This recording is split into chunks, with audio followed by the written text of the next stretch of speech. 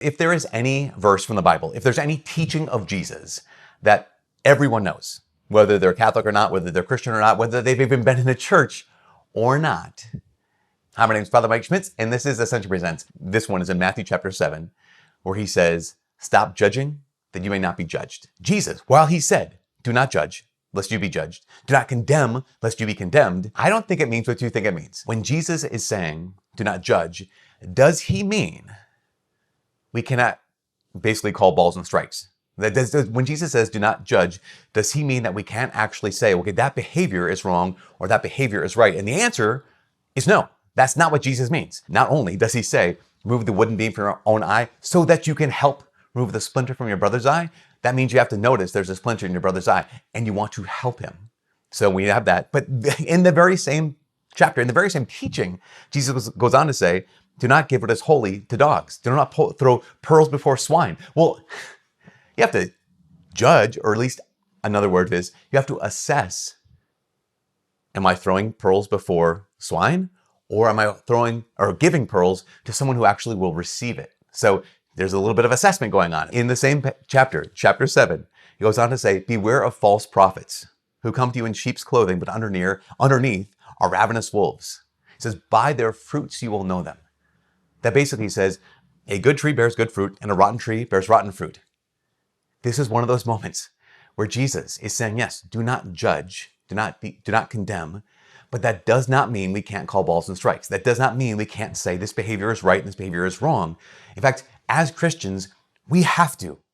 When Jesus says, beware of false prophets, we have to be able to identify who those false prophets are, right? When Jesus says that by their fruits, you'll know them, we have to be able to examine the fruit in order to know, okay, this is a false prophet, or this is false teaching, or this is not the way to live.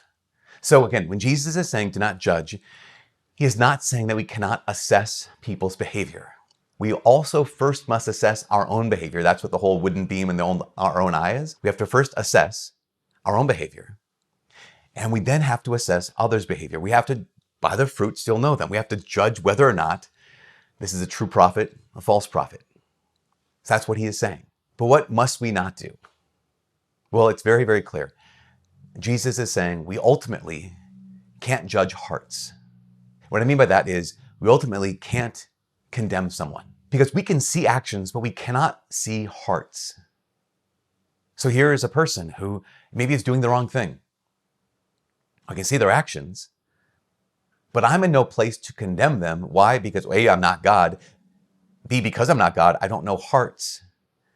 And so what should I do? So many saints who over the course of the years have talked about what it's like to live in community, what it's like to live with other people. And the first thing they say is, when it comes to the sins of my neighbor or the behavior of my neighbor, we'll say it like that, it's either annoying or it seems really wrong.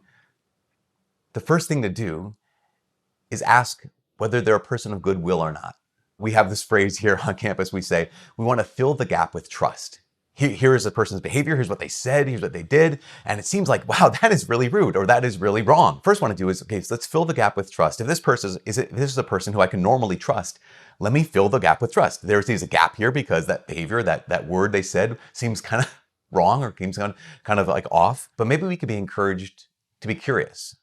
Maybe we could be encouraged to say, okay, here's this person, these are the behaviors.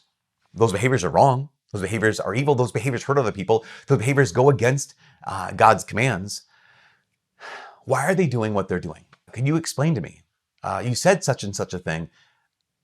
What did you mean by that? Because it sounded to me like this. To care enough about them, to not just swat them down, but to care enough about them to ask the question, hey, what's going on? How many times has this been in your life where you're maybe telling yourself this story in your mind? You're like, wow, this person is just like off the rails. They're just being so mean. And you stop and ask the question, hey, are you doing okay? And they tell you what's really going on. Now, obviously, if they're off the rails, their behavior's not okay. But to be curious, to care enough to be curious, to care enough to ask what's actually going on is in some ways to do what Jesus is really commanding us to do. Because what does Jesus say? In this exact same teaching, in this exact same chapter, it's in Matthew chapter 7, Jesus says, do to others what you would have them do to you. I would want someone to care enough about me when I'm doing something bad, when I'm saying something wrong, to be curious. Be like, hey, Father Mike, you said this thing. Did you mean that, or is something else going on? That's what I would want someone to do for me. So I believe that's what Jesus is telling me to do for others. Be curious, not judgmental. We have to be able to say this is right and this is wrong. We must never judge people, judge hearts, but we do have to judge actions. But to care enough about a person, to call balls and strikes, to care enough about a person, to say that behavior, that word was wrong, and to care enough about them to keep asking, what's going on? That seems to me to be closer to the heart of what Jesus is telling us to do than just saying, well, I can't judge, and I'm moving on my way. You know what I'm saying? Anyways, for all of us, since we had Ascension Presents, my name's Father Mike. God bless. To care enough about them to ask the question, to care enough about them to not just come down with a fly swatter, fly swatter,